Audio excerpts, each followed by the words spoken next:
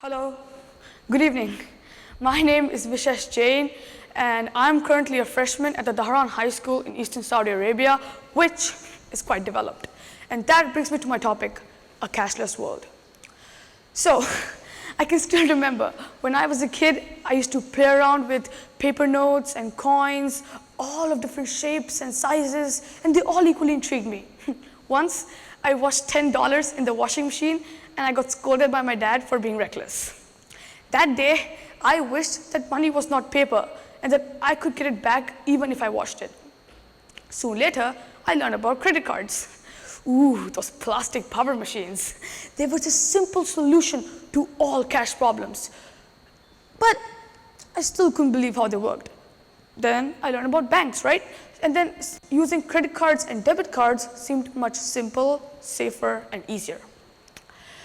And bank accounts let you send money from country to country, person to person, family to family, and all you need is a simple internet connection. That's so digital. And then I learned about the Bitcoin, right? What is it? It's this way to be rich with empty pockets.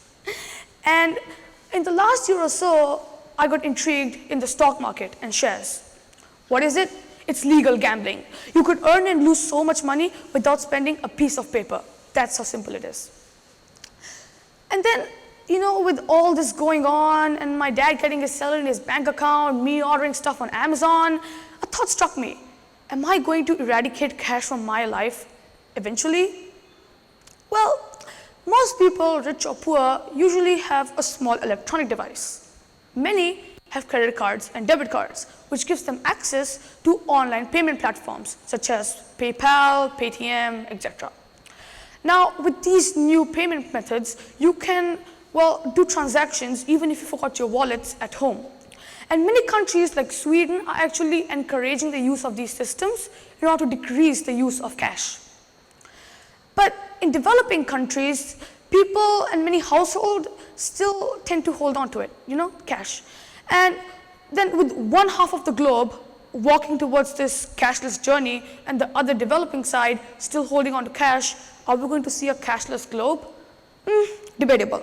So basically, just technical issues. So there are three viewpoints on this, right? So there's one set of people who said this is never gonna happen. And then there are the yes people, right? They're like, it's gonna happen, one day or the other. And then in the middle is statistics. It's the facts. So why don't we start with that? So basically, I carried out a survey in my school. Now some of you may be like, why your school? How is that gonna help us? Well, I know it's not like credible, but it has a certain amount of credibility. Why? Because the generation which is in school now will be the generation that defines the laws and systems in the future. But again, you may be like, it's just one school. Not so many schools, and that's true. But one thing to keep in mind is the school that I surveyed has people from different nationalities, ethnicities, and some variance in economic and social statuses. So, my first question was about, have you lacked cash in some situations? And 90% of them said yes. So, that's a fair amount of people. And then, what do they prefer, cash or electronic systems? It's 55-45, so for statistic basis, I'll say 50-50. Then we have, do you believe in a cashless world? Well, 65% said yes, so that says something, right? That people believe that with the changes going on around them, they feel that we will see a cashless world. But is it the safest option? Nope, it's not. Because people still feel that cash is, safer, a bit better, the conventional trust, And many shops and many stores all around the world, specifically in developed countries, have these new policies which says no cash, go digital. What it means is that they don't take cash anymore, they want you to go digital. Right, so let's talk about the first set of people who believe that there won't be a cashless world. Why do they say that? Number one is poverty. Now, what does poverty mean? Less income. Less income. So income can be as low as even $10. And do you think you can get $10 in a bank account? Nope, you cannot, because it's a very small amount of money. And even for small transactions, people feel that cash is much easier to use than using credit cards. And the second reason is, the second reason is LDCs and access. LDCs are basically less developed countries / developing countries.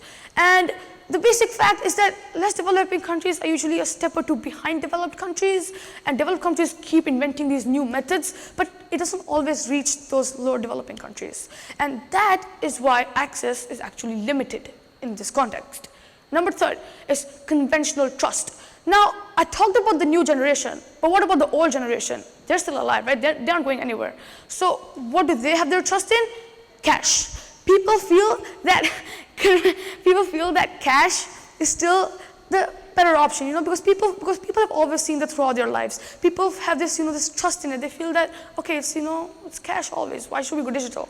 Number 4 is safety. Now, this is where psychology comes in, right? Now, many people, not all of us, but some people feel psychologically assured when we have tangible access to money, when we can feel money in our hands. Because, if you put your money in a bank, it's handled by an online server. And some people feel that since the threat of hackers is increasing in our society, it's not going to be a safe option. So those are some of the reasons why people feel that there won't be a cashless world. But what about the people who do feel that there will be a cashless world? And that is this. So number 1, convenience. Okay, so how many of you have booked a plane ticket? Right? And me too. And we can book hotels on the other side of the planet. We can book train tickets, plane tickets, movie tickets. We can order stuff on Amazon, eBay, etc. Isn't it convenient? You don't have to step out of your door. You do not have to step out of your living room, and you can do so much. That is convenient. Number 2 is speed. Okay, so let's do another survey.